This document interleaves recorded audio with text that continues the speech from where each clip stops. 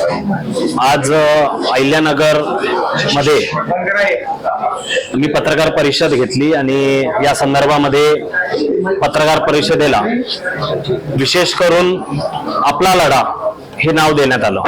याचं कारण म्हणजे ज्या वेळेस पासून महानगरपालिकेची निवडणुकीच्या संदर्भात प्रारूप यादी ही प्रकाशित करण्यात आली, त्याच्यामध्ये हजारोच्या संख्येने हरकती नोंदवण्याचं काम संबंध नगरकरांनी केलं, निवडणुकीतील संभाव्य उमेदवारांनी केलं।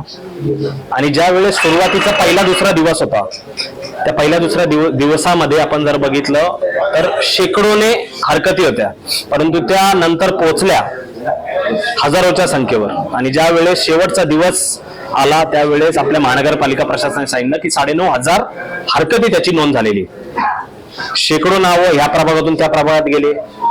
त्याच्यानंतर आता 3 दिवसापूर्वी दुसऱ्या मतदारसंघातली श्रीगोंदा विधानसभा मतदारसंघातली 4,381 नावं त्याची हरकत शेवटच्या दिवशी आम्ही घेतली।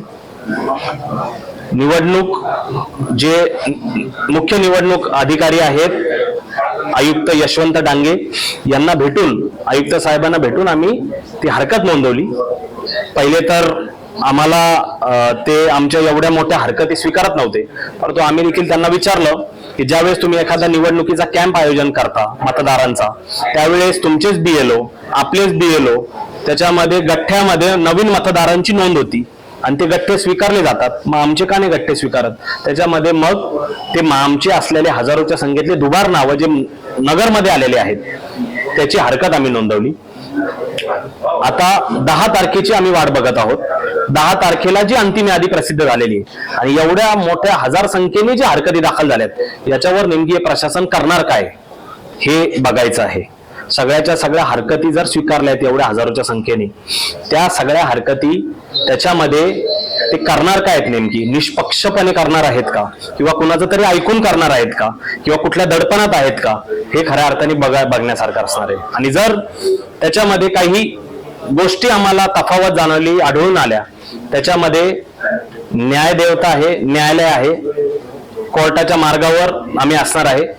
जसं आपल्या नगरच नाही, संबंध महाराष्ट्रामध्ये देशभरामध्ये या मतदार यादीबद्दल या निवडणूक ज्या पद्धतीने सत्ताधारी निवडणूक दडपशाही करून प्रशासनाकडून त्याच्या पद्धतीने घडवती, त्याच्या विरोधात हा लढा उभारलेला आहे। हा लढा असाच चालू ठेवू आणि हा मरेपर्यंत आम्ही हा लढा, जर यांनी अशाच पद्धतीने निवडणुकी घेतल्या तर याच्यामध्ये किती दिवस एखादा वोट चोरी करल, मतांची गफलत करल, हे आम्हाला देखील बघायचं आहे।